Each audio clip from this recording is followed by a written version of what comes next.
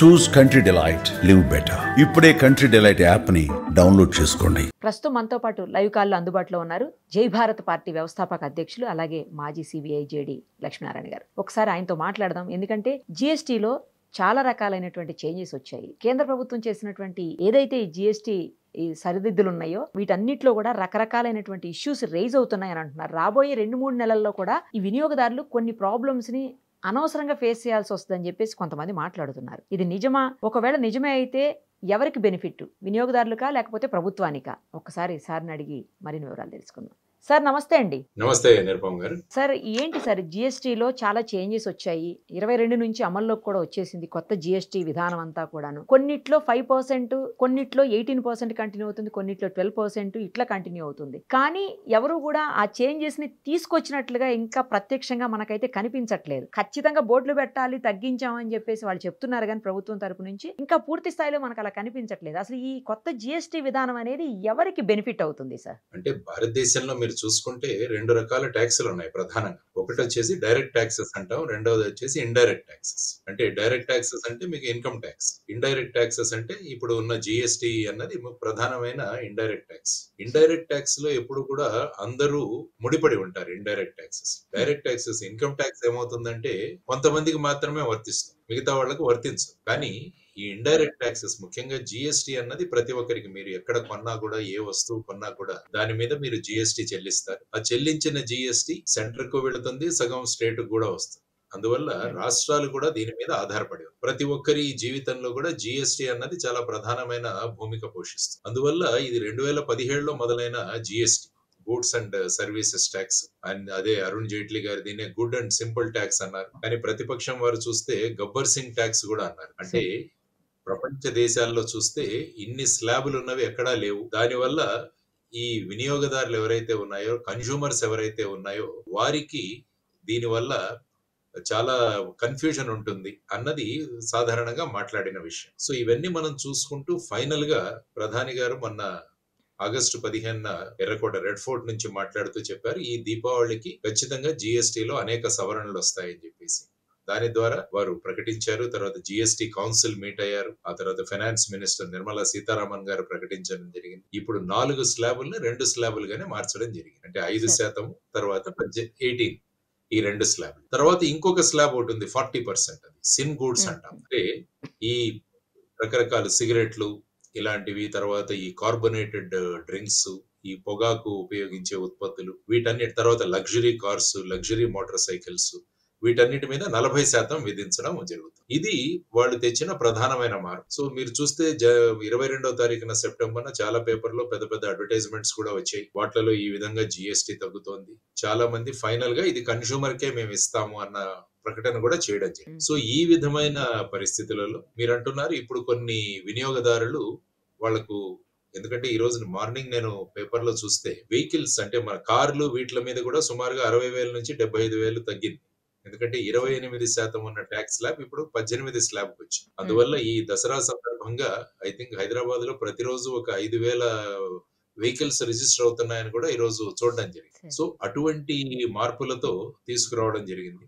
ఏదైనా ఒక సవరణ మొదలు పెట్టడంతో ఏమవుతుందంటే కొంత ప్రాసెస్ లో దీన్ని తీసుకురావడానికి కొంత టైం పడుతుంది. ఎందుకంటే స్లాబులు తరచూ మారుతున్నాయి. తర్వాత ఏంటంటే రిటైలర్ల వాళ్ళు ఇది తగ్గినా కూడా పూర్తిగా వినియోగదారులకు పాస్ చేయకపోవడం వల్ల ధరలు తగ్గింపు అన్నది కన్స్యూమర్స్ కు దొరకట్లేదు అన్నది చాలా మంది మాట్లాడారు. ఎందుకంటే ఫర్ ఎగ్జాంపుల్ మీరు షాంపూలు గానీ, బిస్కెట్లు గానీ చూసుకుంటే వాటి మీద 18% నుంచి 5% తగ్గించారు. కానీ చాలా కంపెనీలు ఏం చేస్తున్నాయంటే ఇంకా పాత ధరలనే కొనసాగిస్తున్నాయి. అందువల్ల మీరు అంటున్నట్టు కన్స్యూమర్స్, మేమైతే పేపర్ లో చూసాం, ప్రకటనలు చూసాం, కానీ మేమైతే షాప్ కు వెళితే ఇవి పాత రేట్లే ఉన్నాయి. తర్వాత ఏంటంటే చాలా మంది దగ్గర ఓల్డ్ స్టాక్ కూడా ఉంటుంది. తర్వాత స్టాక్లు గోడౌన్ లో కూడా ఉంటాయి, అంటే ఈ స్లాబులు రాకముందు. మరి వాట్ల మీద ఏ విధంగా చెయ్యాలి అన్నది కూడా ఒకటి కావట్లేదు. సో ఈ విధంగా చూసుకుంటే తర్వాత మీరు రెస్టారెంట్ బిల్లులు, సినిమా టికెట్లు, ట్రావెల్ సర్వీసెస్, దానివల్ల ఇది కూడా ఎక్కువ అవుతుంది. ఫర్ ఎగ్జాంపుల్ ఇప్పుడు సినిమా టికెట్ చూసుకుంటే 100 రూపాయల మీద ఐ థింక్ 18% వచ్చింది అనుకుంటా. ఇప్పుడు 118 రూపీస్ అవుతుంది. సో ఈ విధంగా అనేక విషయాల మీద మీరు అన్నట్టు కన్ఫ్యూజన్ అన్నది ఉంటుంది.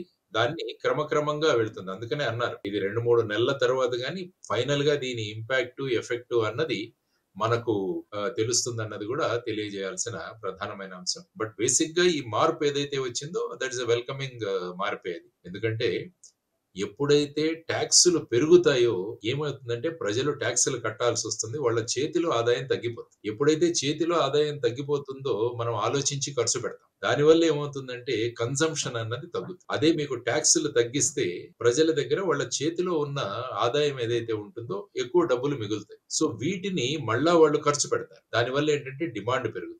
ఎప్పుడైతే డిమాండ్ పెరిగిందో మన దగ్గర ఉన్న మ్యానుఫ్యాక్చరింగ్ గానీ, ఫ్యాక్టరీలు గానీ వీటికి ఎక్కువ డిమాండ్ వస్తుంది. డిమాండ్ ఎక్కువ వచ్చినప్పుడు వాళ్ళు ఎక్కువ మంది పబ్లిక్ ని కూడా ఇన్వాల్వ్ చేయాల్సి ఉంది. అంటే వాళ్ళ కార్మికుల సంఖ్య పెంచాల్సి ఉంటుంది. దానివల్ల ఇండైరెక్ట్ గా చూసుకుంటే మీరు ఎంప్లాయ్మెంట్ కూడా పెరుగుతుంది. సో ఈ విధమైన ఒక వర్చువస్ సర్కిల్ ఆఫ్ ఎకానమీ అండి. సో డిమాండ్ పెంచడము, కన్సంప్షన్ పెంచితే డిమాండ్ పెరుగుతుంది. డిమాండ్ పెరిగితే మన రిక్వైర్మెంట్, ప్రొడక్షన్ పెరుగుతుంది. ప్రొడక్షన్ పెరిగితే ఎంప్లాయ్మెంట్ పెరుగుతుంది. సో ఆ విధమైన ఒక వర్చువస్ సైకిల్లో ఎకానమీ వస్తుందన్నది ప్రధానంగా చూడాల్సిన అంశం. సో ఇప్పుడు ముఖ్యంగా రాష్ట్రాలు అడుగుతున్నారు. రాష్ట్రాల దగ్గర కూడా కొంత కన్ఫ్యూషన్. రాష్ట్రాలు ఏమంటున్నాయంటే ఈ జిఎస్టి ట్యాక్స్ ఎలా ఉంటుందంటే ఇది కన్సంప్షన్ ట్యాక్స్. అంటే ఏ రాష్ట్రంలో అయితే కన్సంప్షన్ ఎక్కువగా ఉంటుందో ఆ రాష్ట్రానికి జిఎస్టి ఎక్కువగా దొరుకుతుంది. ఫర్ ఎగ్జాంపుల్ మీరు ఒక రాష్ట్రంలో తయారు చేస్తున్నాం అనుకున్నాం. కార్లు ఎక్కడో తయారవుతాయి మీకు. ఫర్ ఎగ్జాంపుల్ హుండై కార్స్ ఉన్నాయి. అవి తమిళనాడులో తయారవుతాయి. కానీ అక్కడ ఆ కార్లు వచ్చి ఇక్కడ అమ్ముడవుతాయి మీకు తెలంగాణలో గానీ ఆంధ్రప్రదేశ్ లో గానీ అనుకోండి. కాబట్టి జిఎస్టి ఎక్కడ వస్తుందంటే ఆంధ్ర తెలంగాణకు వస్తుంది. ఇది ప్రొడక్షన్ చేసే స్టేట్లకు రాదు. ఇది కన్సంప్షన్ ట్యాక్స్. ఏ రాష్ట్రంలో అయితే కన్సంప్షన్ ఎక్కువగా ఉంటుందో ఆ రాష్ట్రానికి జిఎస్టి ఎక్కువ వస్తుంది. కాబట్టి ఇప్పుడు ప్రొడక్షన్ రాష్ట్రాలు ఏమంటున్నాయంటే మరి దీని వల్ల మాకు మీరు కాంపెన్సేట్ చేయాలి అని వాళ్ళు అడుగుతారు. ముఖ్యంగా మీరు భారతదేశంలో తీసుకుంటే మహారాష్ట్ర, తమిళనాడు, గుజరాత్ అన్నవి ప్రొడక్షన్ స్టేట్స్. సో ఈ విధంగా మాకు కాంపెన్సేషన్ కావాలి అని అడుగుతున్నారు. తర్వాత ఏమవుతుందంటే ఈ ట్యాక్స్ తగ్గిపోవడం వల్ల కన్స్యూమర్స్ కి అది ఫాయిదా అవుతుంది. అంటే వాళ్లకు అనుకూలంగా ఉంటుంది. కానీ రాష్ట్రాలకు వచ్చే జిఎస్టి తగ్గిపోతుంది. ఎస్జిఎస్టి, స్టేట్ జిఎస్టి తగ్గిపోతుంది. దానివల్ల రాష్ట్రాలు ఏమడుగుతున్నాయంటే మా ఆదాయం తగ్గిపోతుంది కాబట్టి మరి మేము ప్రతి రాష్ట్రము ఇన్ని వెల్ఫేర్ స్కీమ్స్ మేము అనౌన్స్ చేసుకోవచ్చు, సంక్షేమ పథకాలు. మరి వీటికి డబ్బులు ఎక్కడి నుంచి వస్తాయని రాష్ట్రాలు గొడవ పెడతారు. కాబట్టి ముఖ్యంగా కన్స్యూమర్స్ కన్నా కూడా రాష్ట్రాలకు ఎక్కువగా ఇందులో డౌట్లు ఉన్నాయి. మా ఆర్థిక పరిస్థితి ఏ విధంగా మీరు సరిదిద్దుతారు అన్నది వాళ్ళు ప్రధానంగా చేస్తున్న ఒక రిక్వెస్ట్. సో ఆ విధంగా మనం ప్రస్తుతం వచ్చిన ఈ మార్పులు ఏవైతే ఉన్నాయో వాటి గురించి ఆలోచించాలి. It's a welcoming step. ఎప్పుడైనా ప్రజల మీద భారం తగ్గితే ప్రజలకు ఎప్పుడు కూడా ఆనందంగా ఉంటుంది. ఎందుకంటే ట్యాక్సులు తక్కువగా ఏ రాష్ట్రంలో ఉంటాయో ఆరు ఏ దేశంలో ఉంటాయో ఆ దేశాలలో ఉన్న ప్రజలు ఏమవుతుందంటే వాళ్లకు ఆదాయాన్ని వాళ్ళు మళ్ళా వినియోగంలోకి పెడతారు. లేకుంటే నేను ట్యాక్సులే పెంచుకుంటూ పోతుంటే ఏమవుతుందండి ఆ రాష్ట్రాలు ఆ దేశాల్లో వినియోగం ఎక్కువగా ఉండదు. దానివల్ల అక్కడ ప్రొడక్షన్ కూడా తగ్గిపోతుంది, ఎంప్లాయ్మెంట్ కూడా తగ్గుతుంది. సో ఈ అన్ని యాంగిల్స్ లో చూసుకుంటే జిఎస్టి రిడక్షన్ అన్నది we can take it as a very positive step. కానీ సార్ ఒక వెర్షన్ వినపడుతుంది ఏంటంటే ఒక 3-4 నెలలు బానే ఉంటుంది, ఆ తర్వాత మాత్రం ఖచ్చితంగా కన్జ్యూమర్స్ మీద ఎఫెక్ట్ పడుతుంది. అంటే ప్రభుత్వం నుంచి కాదు, ఎవరైతే అమ్మే వాళ్ళు ఉంటారో ఈ షాప్స్ వాళ్ళు కావచ్చు, లేకపోతే వేరే వాళ్ళు ఏవైతే మనం కొనుక్కుంటాం ఎవరెవరి దగ్గర నుంచో వాళ్ళందరూ కూడా ఎఫెక్ట్ చూపిస్తారు కన్జ్యూమర్స్ మీద అని అంటున్నారు సార్. అది నిజమా? అంటే సాధారణంగా ఏమవుతుందంటే మనకు చాలా చోట్ల బిల్లులు ఇవ్వకపోవడం వల్ల ఏమవుతుందంటే చిన్న షాపులు, రిటైల్ షాపులు వీళ్ళు సరి అయిన జిఎస్టి ఇన్వాయిస్ ఇవ్వకపోవడం వల్ల అది కూడా ఒక కన్ఫ్యూజన్ క్రియేట్ అవుతుంది అనమాట. చాలా మంది అంటున్నది ఏంటంటే జిఎస్టిలో చిన్న చిన్న వ్యాపారులు ఎవరైతే ఉన్నారో వారందరికీ కూడా చాలా కష్టాలు వాళ్ళు ఎదుర్కొంటున్నారు. ఎందుకంటే జిఎస్టి అన్నది ఒక కాంప్లికేటెడ్ సిస్టమ్. ఇప్పుడు నేను ఎన్ని సంవత్సరాలు చదువుతున్నాను కానీ ఇంకా జిఎస్టి సరిగా నాకు అర్థం అవ్వలేదు ఇంకా కూడా. అంటే ఇన్పుట్ క్రెడిట్, ఇన్పుట్ సబ్సిడీలు, అంటే ఒకరెవరైనా ఒక వస్తువు తయారు చేస్తున్నప్పుడు కొన్ని వస్తువులు వాళ్ళు కొనుక్కుంటారు. అంటే ఇన్పుట్ గా, అంటే రా మెటీరియల్ గా, ఆ రా మెటీరియల్ మీద వాళ్ళు జిఎస్టి కట్టి ఉంటారు. తర్వాత తయారైన ప్రోడక్ట్ మీద వాళ్ళు అప్పుడు ఇన్పుట్ క్రెడిట్ అని వాళ్ళు ఇంతకు ముందు కట్టిన జిఎస్టిని తీసేసి మిగతాది మాత్రం కడితే చాలు అన్నది ఇన్పుట్ క్రెడిట్. అదొక సిస్టమ్. సో ఈ విధంగా కొద్దిగా కాంప్లికేటెడ్ సిస్టమ్ యాక్చువల్ గా జిఎస్టి. అందువల్ల ఎవరైనా జిఎస్టి పరిధిలోకి రావాలంటే వ్యాపారులు వీరందరూ కూడా ఒక చార్టెడ్ అకౌంటెంట్ ని ఇన్వాల్వ్ చేయాలి ఖచ్చితంగా. ఇప్పుడు ప్రధానంగా కోరుకుంటున్నది ఏంటంటే ఇది సులభం ఎలా చేయొచ్చు, సుసూత్రీకరణ ఎలా చేయొచ్చు, సులభతరం ఎలా చేయొచ్చు, దానితో అందరూ కూడా జిఎస్టీ పరిధిలోకి వస్తారు. అంటే ముఖ్యంగా వ్యాపారం. చాలా మంది ఏమవుతుందంటే ఇప్పుడు జిఎస్టీ ఇంత కాంప్లికేటెడ్ ఉందని దాని నుంచి తప్పించుకునే ప్రయత్నాలు చేసేవాళ్ళు ఉంటారు. కాబట్టి ఈ నంబర్ ని పెంచాలి. దానికని సింప్లిఫికేషన్ చేయాలి. ప్రొసీజరల్ సింప్లిఫికేషన్ గనక మనం చేయగలిగితే ఏమవుతుందంటే చాలా మంది స్వచ్ఛందంగా జిఎస్టీ వాళ్ళు తీసుకొని ఆ విధంగా వాళ్ళు ఈ సిస్టమ్ లోకి వస్తారు. అది కూడా ఒక కాంప్లికేటెడ్ సిస్టమ్ కాబట్టి అది కూడా ప్రభుత్వం ఆలోచించాలి అన్నది. ఆ తర్వాత ముఖ్యంగా ఇందులో ప్రధానంగా కోరుకుంటున్నది ఏంటంటే పెట్రోల్ డీజిల్ ని కూడా జిఎస్టీలోకి తీసుకురావాలన్నది చాలా మంది యొక్క డిమాండ్. ఎందుకంటే పెట్రోల్ డీజిల్ ని జిఎస్టీలోకి తీసుకొస్తే చాలా తక్కువ రేట్లో మనకు దొరుకుతాయి అన్నది కోరుకుంటున్న అంశం. కానీ మీరు చూసుకుంటే ప్రధానంగా కేంద్ర ప్రభుత్వానికి వచ్చే ఆదాయంలో ఈ పెట్రోల్ డీజిల్ వల్ల, తర్వాత వచ్చేసి దాని మీద సెస్ వల్ల కూడా చాలా ఆదాయం ఉంటుంది మీకు. యాక్చువల్ గా మీరు పెట్రోల్ బిల్లు తీసుకుంటే అందులో ఒకసారి బిల్లు గమనిస్తే మీరు అందులో బేసిక్ కన్నా దాని మీద ట్యాక్స్, వ్యాట్, దాని తర్వాత సెస్ ఇవి ఉంటాయి. రాష్ట్రాలు మెయిన్ గా అంటున్నది ఏంటంటే సెస్ మీద వచ్చే ఆదాయం రాష్ట్రాలకు రాదు, అది కేవలం కేంద్రానికే వెళుతుంది.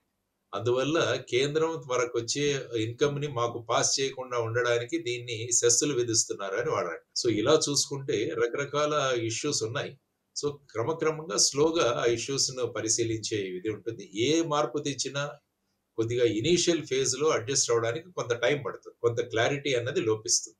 అంటే చాలా మంది వ్యాపారులు మా దగ్గర ఆల్రెడీ ఉన్న సరుకు ఉంది, తర్వాత వచ్చేసి మేము ఆల్రెడీ ఇంత డబ్బులు పెట్టి తెచ్చుకున్నాం, మరి మేము నష్టపోతున్నాం కదా, మరి దాన్ని కాంపెన్సేట్ ఎవరు చేస్తారన్నది కూడా వాళ్ళు రేస్ చేస్తున్న ఒక ఇష్యూ.